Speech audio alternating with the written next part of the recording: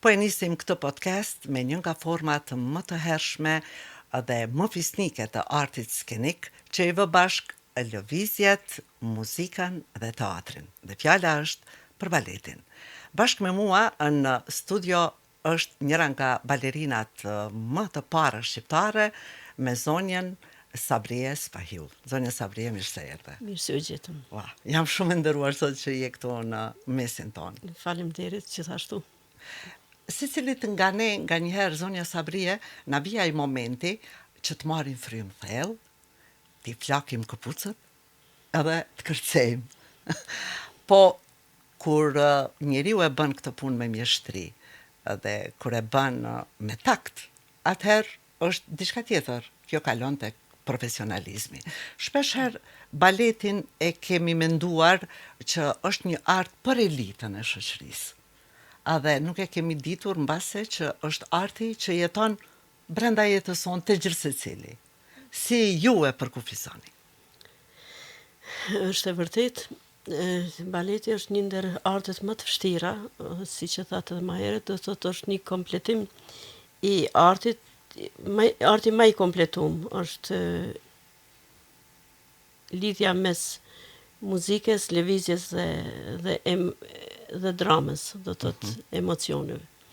Dhe thuhet që edhe vërtet është një ndër artet më të vështira, po edhe më të bukura.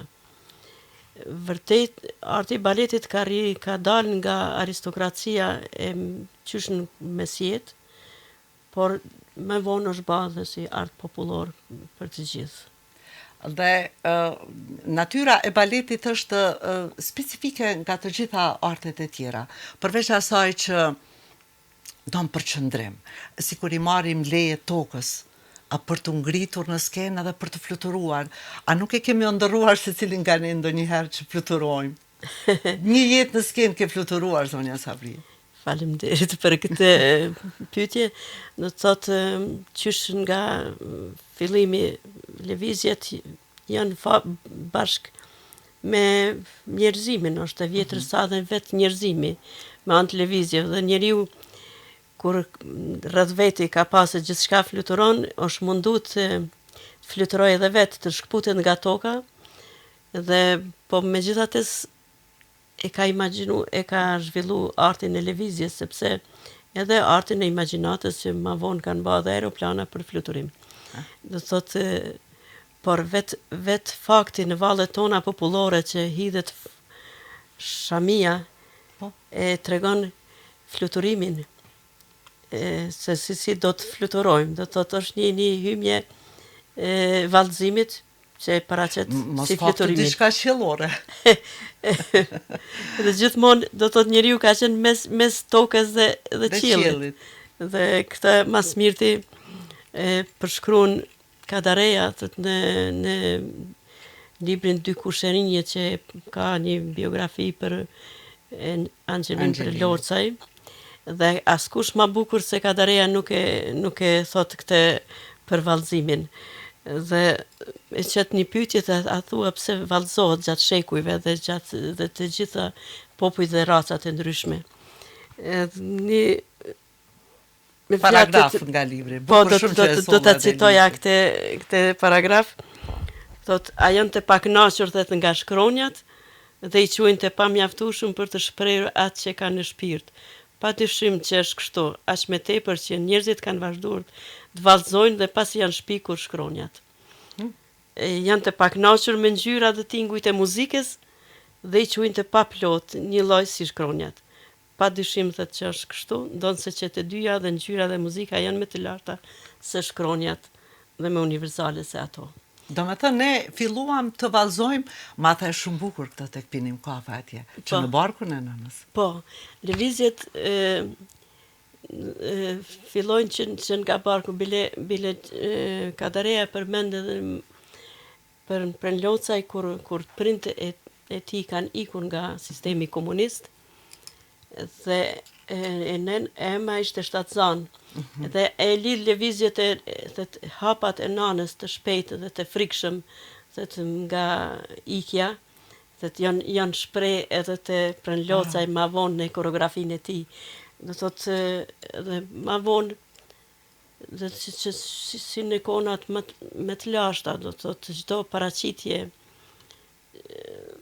natyres, jetës tyne të përditshme dhe e kanë paraqit në përmes lëvizjeve, paraqitjen e gjesteve, lëvizjeve, dhe do thotë është shumë e lashtë.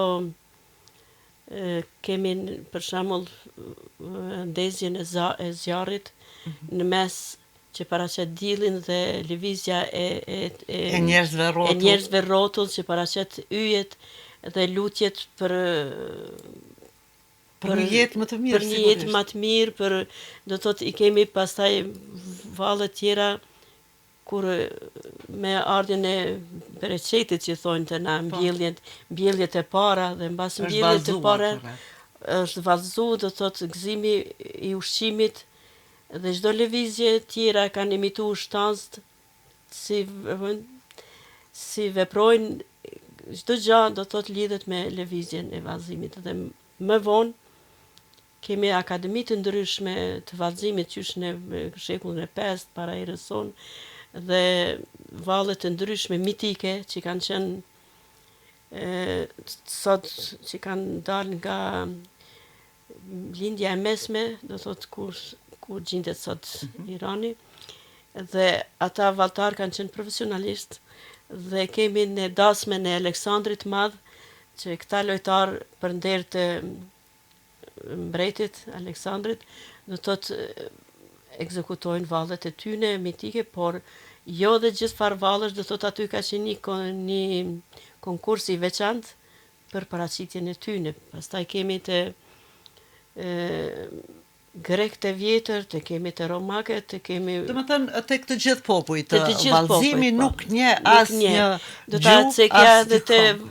për shembull në shumë materiale arkeologjike që janë gjend në për hulumtimet që kanë bërë arkeologët, janë gjetë vallet, sidomos të vallja e Ilire, limfat, vallet e limfës që edhe sot do të thotë kemi valle ndyshe që luhet në për shumë pjesë të ku jemi ne shqiptarët. Do të thotë këto kanë qenë edhe shumë të njoftuna në këto valle edhe edhe të romaket edhe me përbotës. Unë kur e quj të këtë grekt e vjetër, aty janë pellazgët që janë në rrënje tona, edhe aty dalin, hapet një akademi dhe vërtet është një që kanë bërë ushtrimet jashtëzakonshme për formimin e trupit dhe ata me vallet e tyre luftarake gjithun janë paraqit, do thotë qysh herët, por si formë, si gjini e merr në shekullin e 17 baleti si formë e vallëzimit. Për të bërë kështu një formë e sofistikuar e si gjini, sepse dramave që merr më herët, drama baleti pak më vonë, do thotë si gjini. Të jesh një balerinë në një periudhë ku në mos them, jo që kishte pak, por numëroheshin me gishta, ju jeni një ndër balerinat e para kosovare shqiptare, edhe nga po mendoj shqiptarët e Shqipërisë, që kjo nuk shkon. Ju jeni një nga balerinat e para shqiptare. Edhe të jetosh edhe të veprosh në një kohë kur e thash edhe njerë arti i baletit nuk ishte se quaj popullor. Sa ishte e vështirë ti ta kishe publikun tënd, ai që t'jep energjin, ai që të duart roket në skenë, ai që të shikon, që të vlerëson. Unë pari do të falenderoja me shpirt ata njerëz që kanë mendu spari për këtë artë, nuk mund pa përmend Azem Shkrelin dhe Gjeladin Topxhiun që kanë qenë iniciatorët të formimit të trupes baletit. Dhe të une ka ardhë aja magjia e skenes dhe qëndrimin majet të gishtrave, vallëzimin e majet të gishtrave ishte diçka magjike për mua dhe një moment duke shëtitur në afër Ibrit, pam një konkurs bashkë me vllaun tem isha dhe kisha vetëm 12 vjeç. Dhe pyeti vllau, a dëshiron të shkosh? Konkurosh. Po thash ta Ta shikojmë, provoj. ta provojmë. Dhe kur shkova aty ishte një profesor man mosh që kishte ardhur nga Spliti, kishte hap disa kurse baletit, vallëzimit, folklorit e disa. Dhe më provoj dhe aty startova, do të thotë, fillova kurset në nivelin e ulët. Dhe pastaj në nivelin lart s'kishëm shkolla të na në Kosovë. Pastaj vazhdova në Shkup dhe arrita me sukses deri në formimin dhe ardhin e teatrit kombëtar.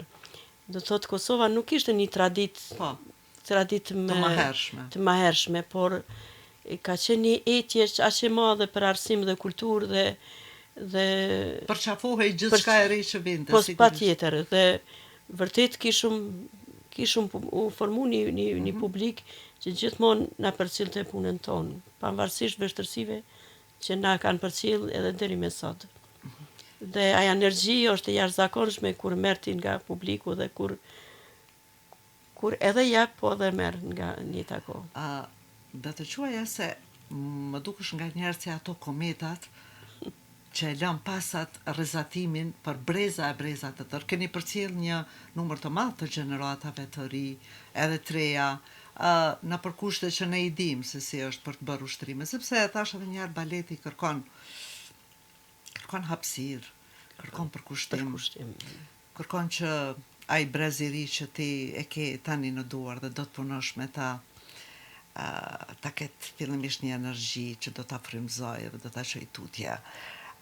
Në përgjithë ata talent që ke përcjell ndër vite, sa ishte e vështirë të punohet pa salla adekuate dhe pa këto pjesët përcjellëse? Duhet pak të lidhem edhe më herët, do të thotë ne na përcolli si gjithë Kosovën në një fat i keq, do të thotë pas mbylljes institucioneve, është mbyllë dhe është larguar nga teatri edhe trupa e baletit.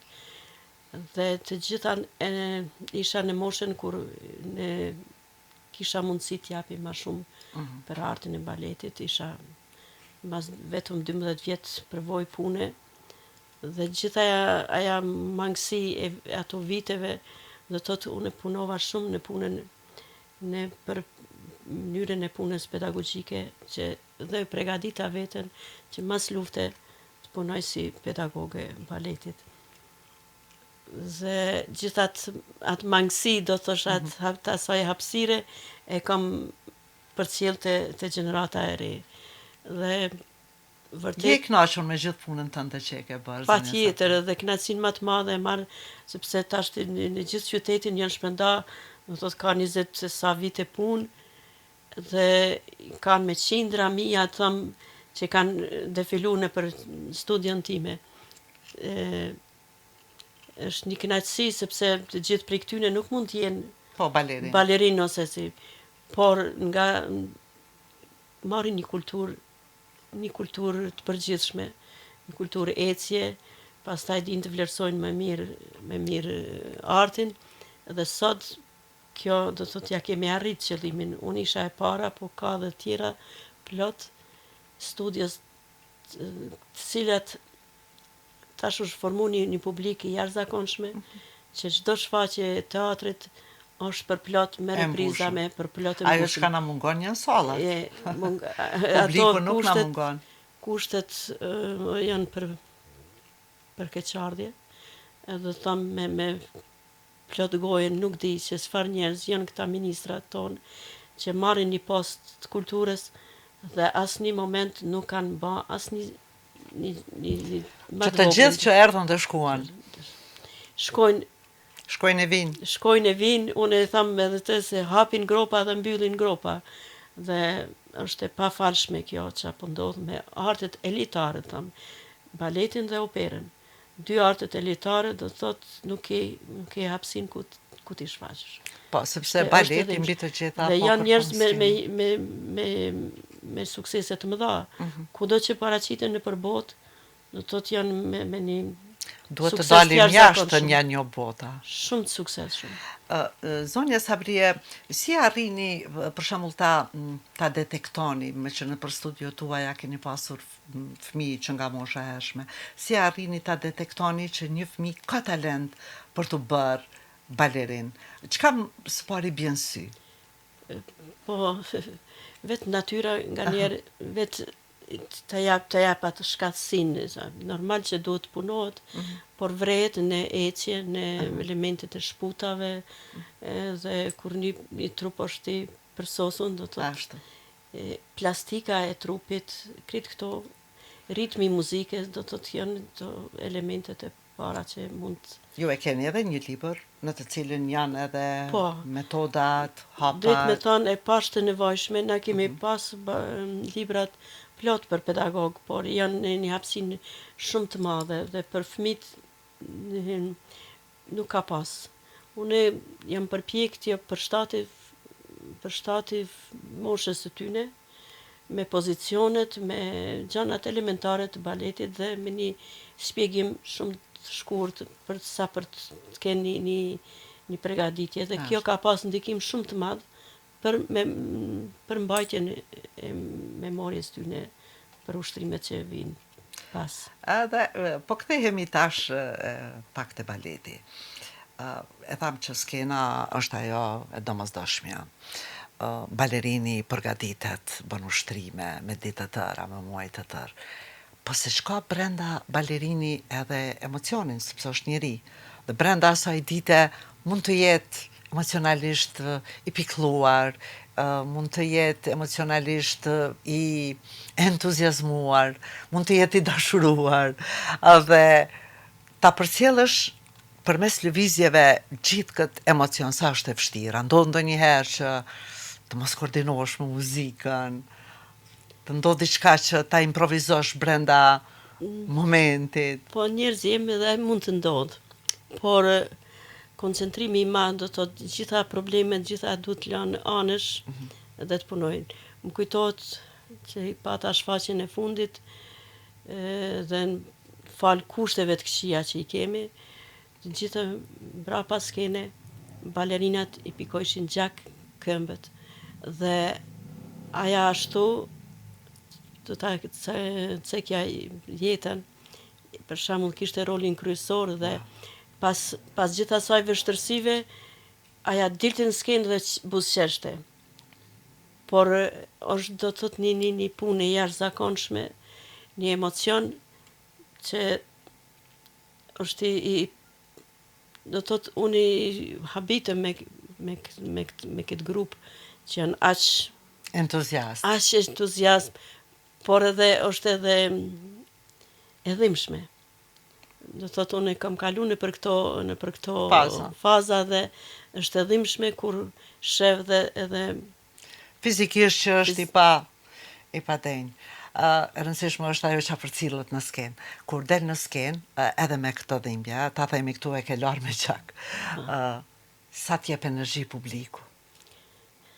është, thamë edhe ma heret, është një energji jashtëzakonshme, kur ti vërtet jep, po dhe edhe merr.